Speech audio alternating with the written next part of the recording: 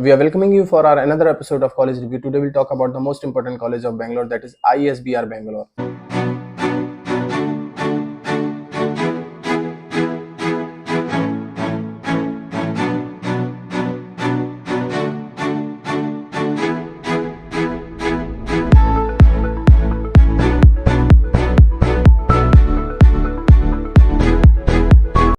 Today we'll talk about the eligibility criteria of ISBR Bangalore. Today we'll talk about the specialization they are offering. Today we'll talk about the admission procedure, course fees, course curriculum, tie-up, placement and the most important strength and weakness. देखिए strength तो हर college आपको अपनी बताएगा, weakness नहीं बताएगा.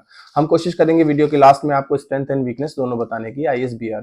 Just because this is a small video, short video, हो सकता है कि सारी स्ट्रेंथ और सारी वीकनेस कवर न कर पाए, लेकिन आप हमें कॉल कर सकते हो 9891898289 पे दिए हुए नंबर पे, और सारी स्ट्रेंथ और सारी वीकनेस शायद हम आपको बता पाएं. प्लस आपको पास आउट स्टूडेंट के नाम और नंबर चाहिए, या करंट स्टूडेंट जो अभी पढ़ रहे हैं कॉलेज में उनके नाम और नंबर चाहिए, तो भी हम आपकी हेल्प करेंगे.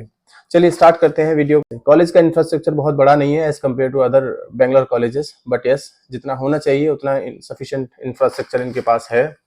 बात करते हैं कॉलेज का एस्टेब्लिशमेंट की. ये कॉलेज 1990 में एस्टेब्लिश हुआ था under the aegis of Bangalore education trust. तो इस हिसाब से काफी पुराना कॉलेज है.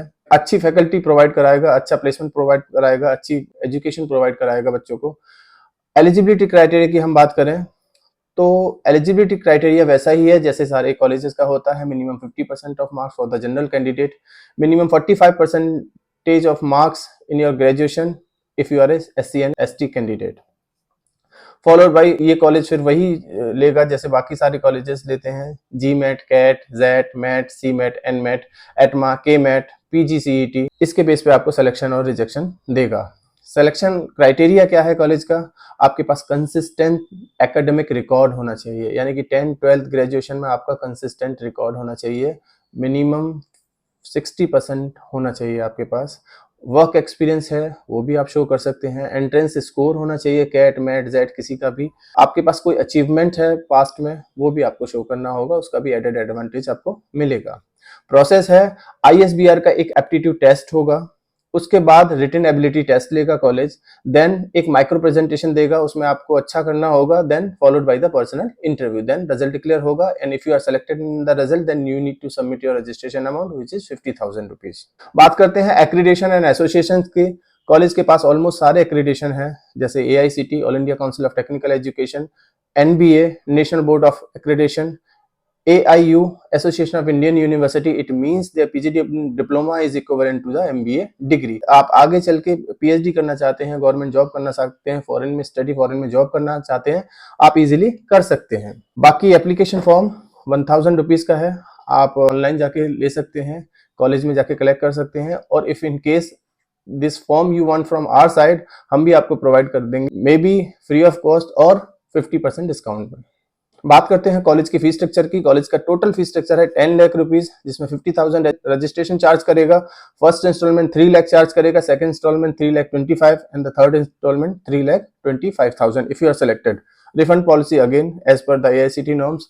अगर इन केस आपको इससे बेटर कोई कॉलेज मिलता है, then this college refund you your all amount by cutting 1000 rupees. 1000 रुपए काटेगा, बाकी सारा अमाउंट आपको वापस कर देगा. स्कॉलरशिप की बात करें तो स्कॉलरशिप पाना थोड़ा सा टफ है इस कॉलेज में. If you have given GMAT exam then you need to get 700 and above score, and if you are giving CAT examination you need to have 90 percentile in your CAT exam, 290 in your NMAT exam, 90 percentile in your ZET exam, 750 in your MAT exam.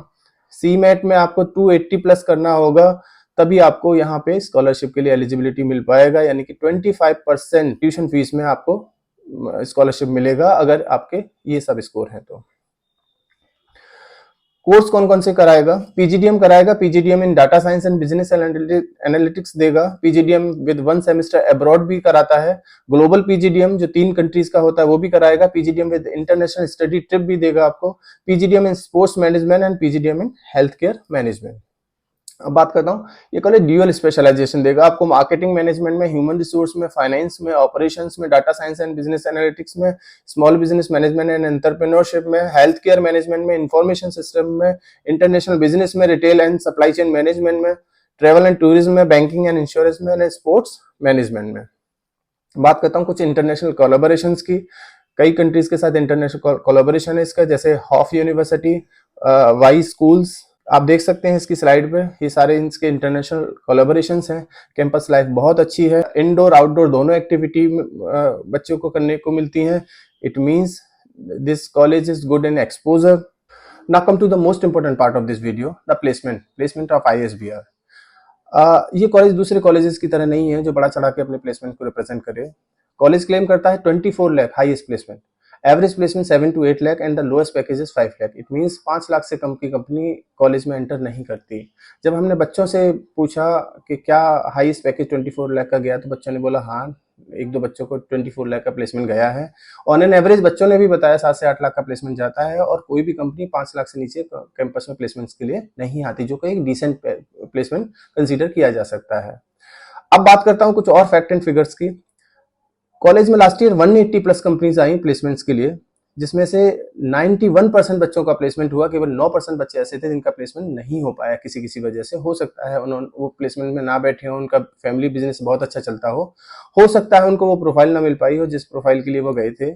25% बच्चा ऐसा था जिनको उनके alumni ने ही place किया, यानी कि जो बच्चे यहाँ से पास आउट हो चुके हैं और अपनी कंपनीज डिफरेंट कंपनीज में प्लेस हो चुके हैं, उन्होंने ही अपने कॉलेज के बच्चों को प्लेस किया। 39% कंपनीज ऐसी थी जो नई थी, यानी कि पिछले साल नई आई थी और इस साल आई, यानी कि नई कंपनीज का रेशियो 39 और 40% था, जो कि बहुत अच्छा रेशियो है। तो ओवरऑल प्लेसमेंट की जब हम बात करते हैं इस कॉलेज की, तो डिसेंट प्लेसमेंट्स है। अब मैं बात करता हूँ एसेट्स एंड लाइबिलिटीज की, स्ट्रेंथ एंड वीकनेस की। स्ट्रेंथ कॉलेज की, देखिए कॉलेज अपनी स्ट्रेंथ खुद बता देगा, लेकिन लाइबिलिटीज नहीं बताएगा, वीकनेस नहीं बताएगा। हम कोशिश करते हैं, चलो।